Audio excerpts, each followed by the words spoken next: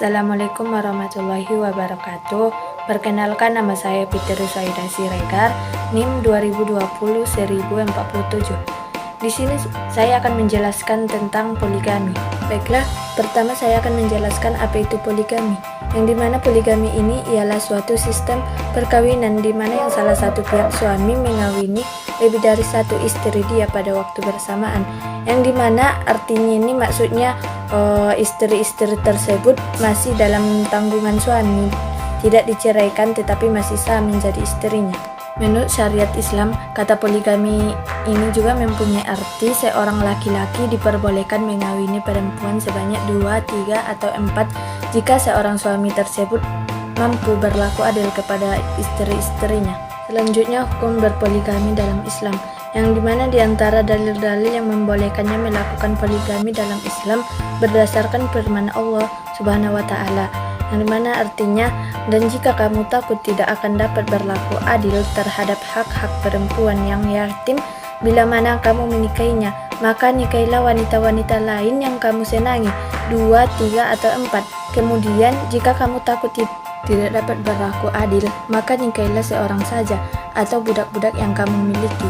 Yang demikian itu adalah lebih dekat kepada tidak berbuat aniaya. Quran Surah An-Nisa ayat 3, yang dimana ayat ini menjelaskan jika kalian merasa khawatir terkena dosa memakan harta anak perempuan yatim, maka janganlah menikahinya, sebab Allah telah memberikan alternatif lain, yaitu menikah dengan selain anak perempuan yatim, 1, 2, 3, atau 4 istri. Namun jika kalian khawatir tidak dapat berlaku adil kepada 2, 3, atau 4 istri, maka kalian harus menikah dengan wanita satu saja. Pilihan menikah dengan satu wanita ini lebih baik menghindari seseorang dari kezaliman. Selanjutnya, syarat-syarat poligami, yang dimana yang pertama, suami harus berlaku adil pada istri dalam pembagian giliran dari nafkah, dan tidak dipersyaratkan untuk berlaku adil dalam masalah kecintaan, karena hal ini adalah perkara hati yang berada di luar batas kemampuan manusia. Dan yang kedua, yaitu suami juga harus mampu untuk memberikan nafkah sesuai dengan kemampuan. Misalnya jika seorang laki-laki makan telur, maka ia juga mampu memberi makan telur pada istri-istrinya. Dan suami juga harus mampu untuk memberi kebutuhan biologis pada istri-istrinya. Selanjutnya, adab dalam berpoligami, yang dimana yang pertama itu berpoligami ini tidak boleh menjadikan seorang lelaki lalai dalam ketaatan kepada Allah.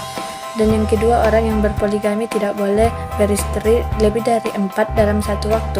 Dan yang ketiga, jika seorang lelaki menikah istri kelima dan dia mengetahui bahwa hal tersebut tidak boleh, maka dia dirojam.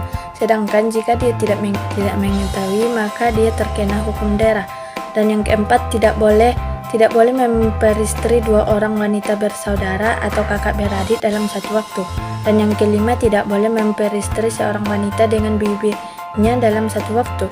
Dan yang keenam, walimah dan mahar boleh berbeda dia antara para istri. Dan yang terakhir, suami wajib berlaku adil dalam memberi waktu giliran bagi istri-istrinya. Selanjutnya, dampak dari poligami. Ada beberapa dampak poligami bagi wanita, yang dimana pertama itu timbul perasaan dalam diri menyalahkan diri sendiri, yang dimana istrinya ini merasa tindakan suaminya berpoligami akibat dari ketidakmampuan dirinya memenuhi kebutuhan biologis suaminya. Yang kedua, hal lain yang terjadi akibat adanya poligami ini adalah sering terjadinya kekerasan terhadap perempuan, baik kekerasan fisik, ekonomi, seksual maupun psikologis. Jadi kesimpulan poligami ini, jika seorang ragu untuk berperilaku adil dan memberikan perlakuan yang sama untuk memenuhi hak mereka sebagai istri, maka sebaiknya seorang suami memiliki istri satu dan ia tidak memperkenalkan menikah perempuan yang kedua dan seterusnya. Namun, bila seorang suami mampu berlaku adil dan memberikan hak yang sama kepada 2 orang istri atau lebih, maka ia diperbolehkan untuk menikahi istri yang ketiga.